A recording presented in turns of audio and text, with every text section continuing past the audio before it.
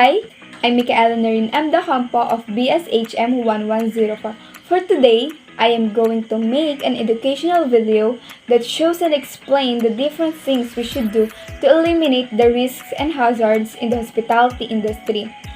But first, let me tell you about what is the meaning of hazards and risks.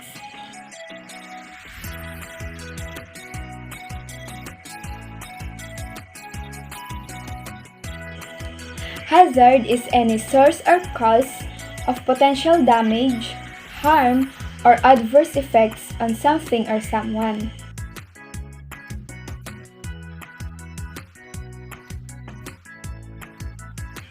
Risk is the chance, high or low, that any hazard will actually cause somebody harm. To make things clear, let me show some examples. Stairs is a hazard because there is always the potential you could fall down. It is simple as gravity. That being said, stairs are normally considered dangerous, but certain conditions can increase the chance that we fall, which increases the chances of getting hurt, which increases the risk. Working with electricity can be hazardous. If the wiring is live, there's a high level of risk, and if the wiring is energized, the work can be done safely. We all know our act with hazards on our daily basis, from driving to work, to working, and even our hobbies. To stay safe, we just need to recognize hazard and take the steps necessary to reduce our risk. Now, I am going to show you the infographics I made, and I will explain the different ways to eliminate those things. The first workplace hazards is burns. The use of ovens and deep fryers without due care can cause burns and scalds. Staff should know the possible hazards or preventive measures when handling such appliances or hot liquids. Here are the tips to avoid the burns. Handle items with care. Use gloves for handling objects because it will serve as shutter in the heat of utensils and equipment. Ensure safe temperature levels for hot liquids like oil or boiling water. Open lids towards the direction away from you. The second workplace hazards is slips, trips, and falls. Many workplace injuries also result from workers' slippery floors, tripping over the physical obstructions, and falling from height. Here are the tips to avoid the risk of slips, trips, and falls. Avoid creating obstacles in work areas and floors. Keep floor and stairs dry and clean. Wear footwear appropriate to the type of floor surface like non-slip working shoes, or make use of anti-slip flooring.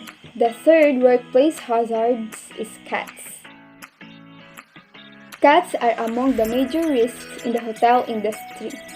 They may occur from the use of knives and machinery in the kitchens, laundry shops, and engineering workshops. Here are the tips to avoid the risk of cats. First, use the knives with care. Learning how to use and hold knife correctly will not only help you work more safely, but will also enable you to work faster and making you much more efficient in the kitchen. Second, use the right knife for the job. Using the right knife for each kitchen task is important. A knife that is too big or too small could result in a cut from too much for or over cutting, and a knife with the wrong edge for the task might mean a slip resulting in a cut. Third is always use a proper cutting board. We have different chopping boards. Having colorful chopping boards make our work simple. We have white, green, brown, red, yellow, and blue chopping board. White is used for bakery and dairy products. Green is used for cutting vegetables and fruits. Brown is used for cutting root vegetables. Red is used for cutting raw meat. Yellow is used for cutting cooked meat. and blue is used for cutting seafood and fish. Fourth is make sure the knife is sharp. Fifth is store knives in proper rack with the blade pointing down in a visible place. 6. Cut away from your body when you're cutting, trimming, and demoning. 7. Use protective gear such as mesh gloves.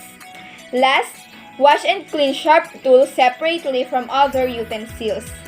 The fourth workplace hazards is fire and explosion. Workplaces which use flammable substances like LPG or high-pressure applications like kitchens, laundries, or boiler rooms are at high risk for fire and explosion.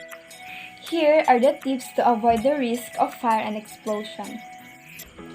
Know where the gas shut-off valve is and how to use it. It should be located in a safe area away from cookers and heat with proper signage. In rooms where the LPG appliances are used, ensure plenty of high and low level ventilation and provide a readily accessible isolation point to switch off the supply quickly in case of an emergency. Turn off cylinder valves at the end each working day. These steps should be taken to avoid leaks. Cylinder valves and all connections should be checked for leaks. If possible, cylinders should be isolated by closing the cylinder valve whenever the appliance is not in use. Cylinders should be stored so that they cannot be damaged by, for instance, vehicles or intruders. Do not store LPG indoors and ensure good ventilation when it is used indoors. The fifth workplace hazard is chemical hazard. Chemicals are used mainly for cleanings in hotels.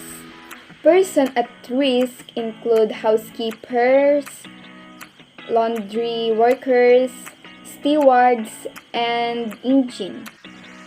Here are the tips to avoid the risk of chemical hazards.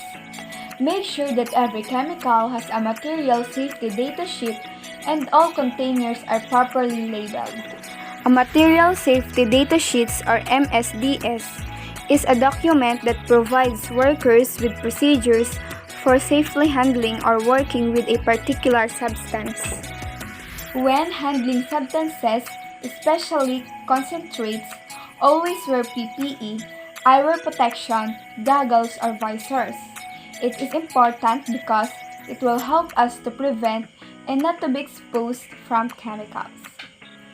Never mix cleaning chemicals because mixing cleaning chemicals products can lead to irritated airways, respiratory problems, or burns to skin, eyes, throat, nose, and lungs.